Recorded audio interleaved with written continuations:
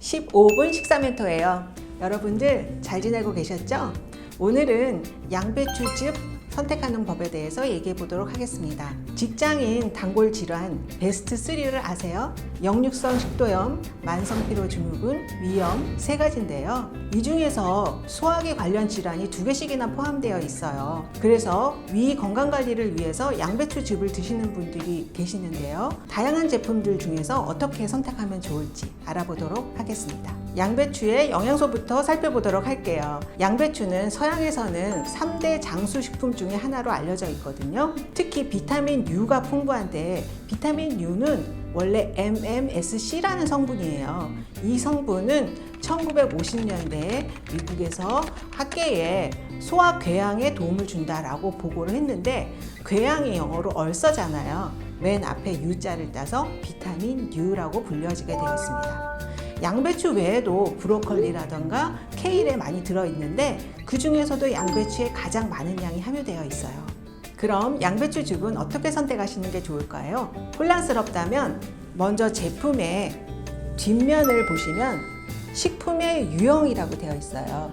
과채 주스, 액상차, 과채 음료, 혼합 음료 중에서 한 가지가 쓰여져 있을 거예요. 과채 주스는 과채즙이 95% 이상인 경우, 과채 음료는 과채즙이 10% 이상인 경우, 혼합 음료는 과채즙이 10% 이내인 경우, 액상차는 추출액이나 농축액이 70%, 물 30%로 구성되었을 때 얘기하거든요. 과채 함량 순으로 보자면 과채 주스, 그 다음이 액상차, 과채 음료, 혼합 음료 순이에요. 네, 모두 건강즙으로 판매가 되기 때문에 식품의 유형을 잘 보시고 나한테 맞는 것으로 선택을 하도록 하세요.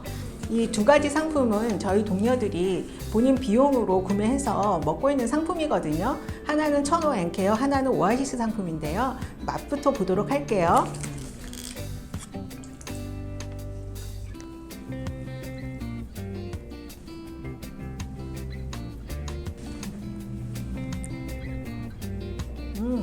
두 가지 다 맛이 나쁜 편은 아닌데요.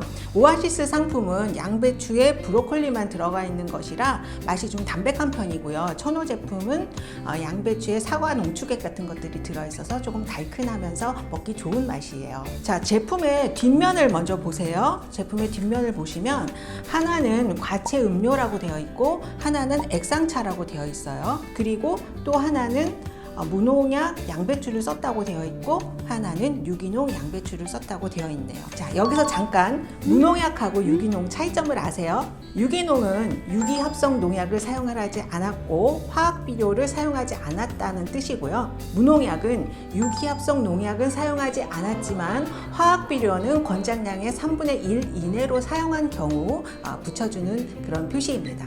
저의 경우에는 양배추 함유량이 좀 많았으면 좋겠고 이왕이면 유기농 양배추였으면 좋겠기 때문에 이 오아시스 상품으로 선택을 하도록 하겠습니다. 하지만 이 천호 제품 같은 경우에는 양배추 착즙 효소 분해액이 50% 이상 들었다고 표시가 되어 있고요. 사과 농축액이라던가 또 아가베 시럽 같은 것들이 들어있기 때문에 자연스럽게 달큰한 맛이 나거든요. 처음 시작하시는 분한테는 거부감 없이 시작하시기에 괜찮은 것 같아요.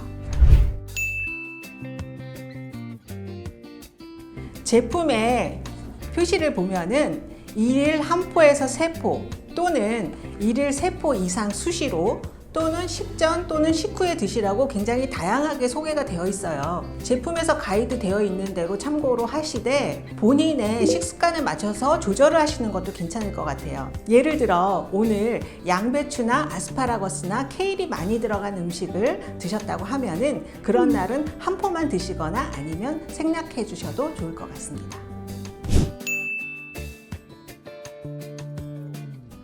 네, 양배추 즙은 일반 식품이 아니고 농축된 형태이기 때문에 몇몇 주의하셔야 되는 경우가 있어요. 첫 번째로 와파린이라던가 아스피린 같이 혈전 용해제를 드시고 계신 경우에 주의하셔야 하는데요.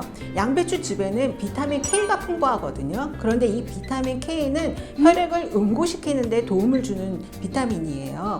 그래서 혈전 용해제를 드시고 계신데 비타민 K가 풍부한 양배추즙을 드실 경우에는 문제가 있을 수도 있거든요. 이런 경우에는 의사 선생님과 상담을 해보시고 선택을 하시는 게 좋을 것 같습니다.